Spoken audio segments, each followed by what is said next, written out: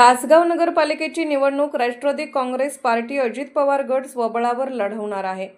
या सर्व तयारी अंतिम टप्प्यात असून नगराध्यक्षपदासह योग्य वेळी जाहीर करण्यात येईल अशी माहिती तालुका अध्यक्ष सचिन पाटील यांनी दिली। यावेळी पाटील म्हणाले की स्थानिक स्वराज्य संस्था, जिल्हा परिषद, पंचायत समिती, महानगरपालिका, नगरपालिका व नगरपंचायतीच्या निवडणुका स्वबळावर लढवाव्यात असे स्पष्ट आदेश उपमुख्यमंत्री पवार यांनी दिले आहेत।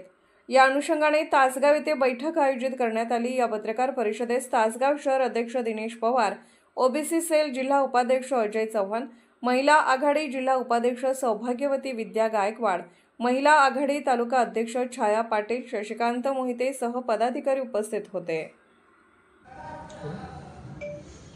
येऊ घातलेल्या जिल्हा परिषद, पंचायत समिती तसेच नगरपालिका व पंचायत समिती सर्वच इलेक्शनच्या संदर्भात काल मुंबई येथे माननीय अजितदादा पवार यांच्या मार्गदर्शनाखाली तसेच आमचे प्रदेशाचे अध्यक्ष सुनील तटकरे साहेब, तसेच वैद्यकीय शिक्षण मंत्री आणि सांगली जिल्हा ज्यांच्याकडे इलेक्शनचं समन्वयक पद दिलं आहे असे हसन मुश्रीफ साहेब, तसेच सांगली जिल्ह्याचे जिल्हाध्यक्ष निशिकांत दादा पाटील, तसेच प्रदेश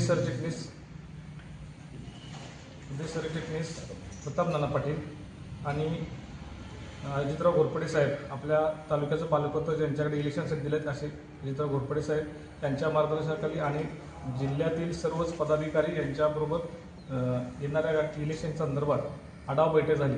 त्या बैठकीमध्ये तासगाव तालुक्यातून नगरपालिका आणि जिल्हा परिषद पंचायत समितीसाठी ही इलेक्शन स्वबळावर लढावे आणि ते घड्याळ चिन्हावर लढावे असा निर्णय झालेला आहे। त्यासाठी सर्वतोपरी मदत अजितदादांच्याकडून मिळणार आहे असं आम्हाला वरिष्ठांनी सांगितलेलं आहे। तासगाव नगरपालिकेच्या सर्व जागा आम्ही स्वबळावर लढवत आहोत।